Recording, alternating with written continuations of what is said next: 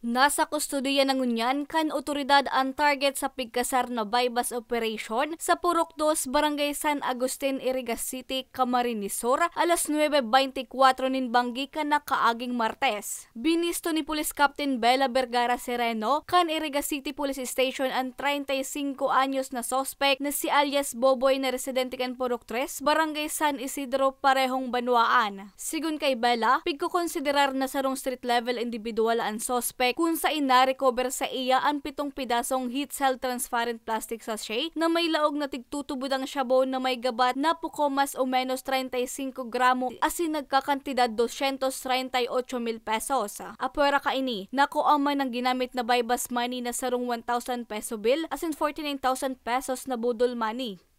Sa naganap na buy-bust operation, nahuli sa akto ang suspect habang nakikipagpalitan ng 7 heat-sealed transparent plastic sachet na naglalaman ng hinihinalaang shabu mula sa nasabing suspitsado.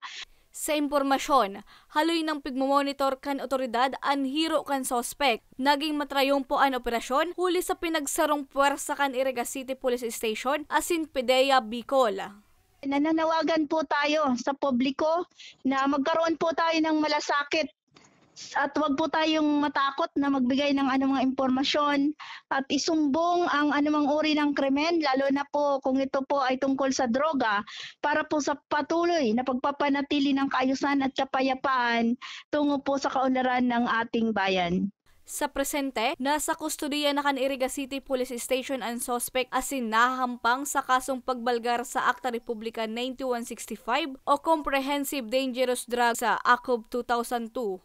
Para sa mga baretang tatak Bicol, Regine Boy.